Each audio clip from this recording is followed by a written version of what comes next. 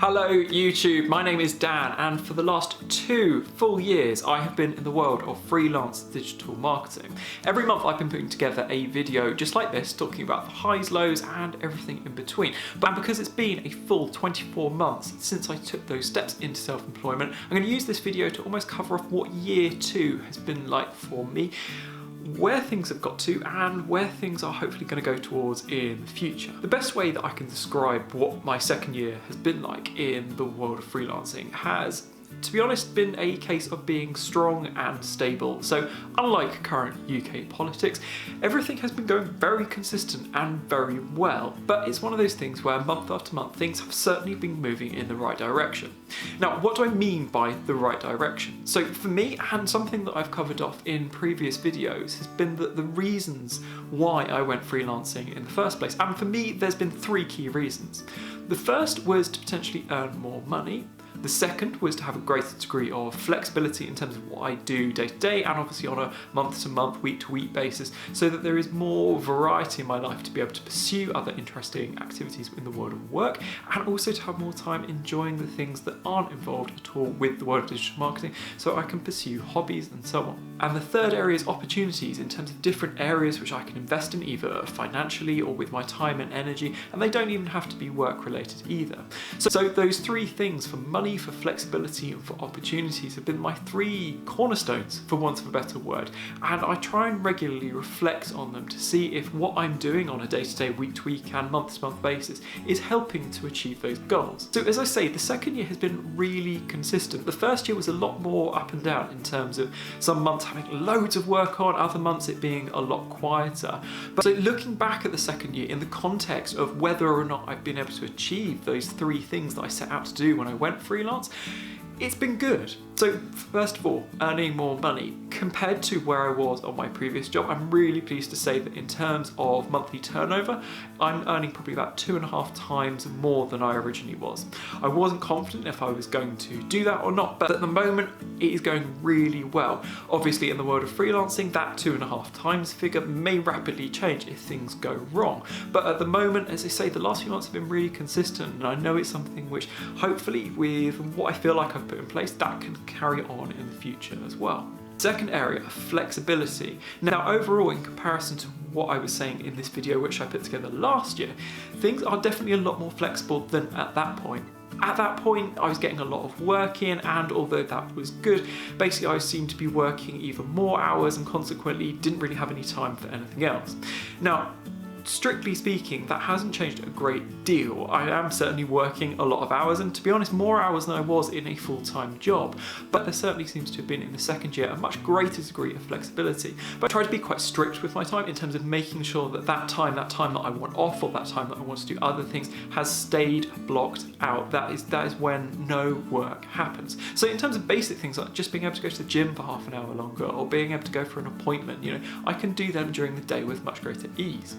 On a wider level, the other thing which I seem to have worked out, but I'm still not quite sure how, in terms of flexibility, is being able to have the time to actually invest in other projects as well. Now, this has always been a big one for me because, as I explained, I think in some of my earliest videos that I put together, that the reason for going freelance is also to be able to generate income, to put into projects which generate a passive income. And I've started to make inroads into that. The 2 biggest things that have happened in the last year have been, first of all, we've managed to get our first commission for the Wayward Words. Now that is a side business of mine which I work in conjunction with my business partner, and we offer verbal identity guidelines for businesses. So we've been able to literally in the last couple of weeks finish off the first project for that one, and that has been a fantastic way to start generating some first initial bits of income from that. If I hadn't had that flexibility in the first place, that never would have got off the ground. So that's been absolutely great to see that it's actually come to fruition, and we've created our first one, and we've now got a model and a process which you can replicate going forwards to make the whole process more efficient. And the other big area which you've been able to have time for is something else which I can't talk too much about at the moment. It's a very long-running sort of passive income project which I've had in my mind for about 1.5 years now, and finally, literally from the last couple of months, I've been able to have the proper time to start putting the nuts and bolts of that together. Needless to say, just by having that flexibility has meant I can suddenly invest my time and my energy into other things which don't necessarily fall under the bracket of digital marketing, that can make life in the future a lot more successful for the 3 reasons I outlined.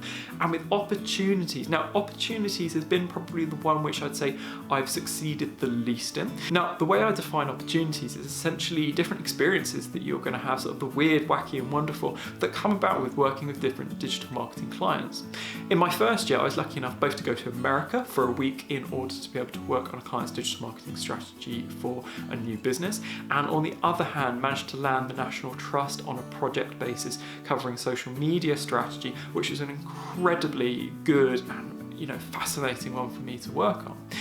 In the last year, I'll be honest, a lot of those things haven't come about. It's very hard to predict what they may be, but I've ended up having a really nice, consistent client base. Now, all the clients I work with are genuinely fantastic. They're really interesting businesses. But because I'm working with them on a much longer term, it's kind of meant that my overall capacity in order to be able to do work is filled. So it's great to have the client base I've got, but it does subsequently limit the opportunities for new and different work which might come along. Now, that's not a bad thing in the long term, and it's one of the things which out of the three is probably the least important for me. But by having the flexibility to invest into other projects, like that does present other opportunities in the future. So what I've realized is when I set out to go freelance, I was kind of thinking that I'd hit all three tactics in exactly the same sort of equal measure. But what I've realized is investing time and money into achieving one of those objectives, for the reasons why I wanted to go freelance, actually helps sort of unlock the abilities to be able to do the other two. So in terms of being able to generate an income, that's allowed me to invest my time in terms of outsourcing other activities which can go into other projects. So it's kind of self-fulfilling. But what I have realized, and in terms of any information and advice that I can offer to you, is that there may be different reasons why you want to go freelance, but realize and appreciate that you're probably not going to achieve all of them at exactly the same time.